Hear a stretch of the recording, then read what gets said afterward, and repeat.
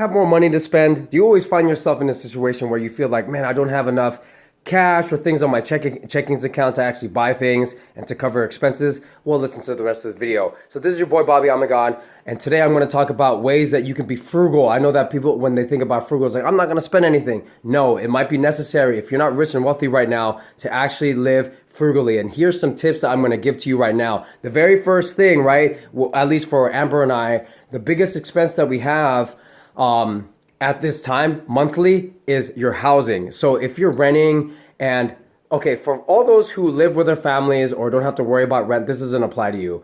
But for those who do spend money when it comes to your living expenses, that's probably your biggest ticket item. Okay, so if you're spending like $1,600 or $1,700 a month, what you can do if you want to make sure that you have more cash to spend on other things or to invest in yourself and your education or your business is to maybe potentially downgrade. Look for another place to live. That's what Amber and I are doing right now because we have a baby coming up, is looking for a space that is still good for us and is a good fit for us, but much cheaper rent. So if you're all about that hype of living like in the big city and spending all that money, but don't have like other cash to spend on other things, reevaluate yourself, okay? And your living expenses. Another thing, when it comes, if you do work, if you're a working person like myself, commuting is a big thing, right?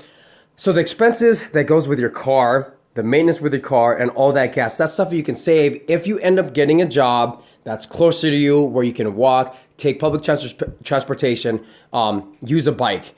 For some people like Amber and I right now, since we live in Minnesota, my job is a 25-minute drive away, so it's not, and it's snowing, so I can't bike there. But that's also another option for me in the summertime when it gets better, is that potentially I can bike there, get good exercise, two birds with one stone, and get to work without having the expenses with cars. So because there's maintenance, oil change, tire change, gas expenses. Okay, another thing that you think about is, what are you spending your money on? If you're spending your money on clothes or like high ticket items that you end up not using, or like, I don't know, some gizmos and gadgets, sure, stick with your hobby, stick with what you like. But just look at what you're buying. Like, do you really need this? So if you bought this like super duper heated cup holder for your car that's like $200, do you really need that? And if the answer is no, then you can save that money, invest in other places, right? Another thing out there is when it comes to your money. So let's say you have a bank account and a checkings account. The interest in most banks, big banks, so Amber and I, you have USAA, is very small. So if you're trying to build money with interest in a savings account and the percentage is super tiny and you're gonna make dollars, like less than $5 a year from your interest, there's another option out there, and that's, money markets.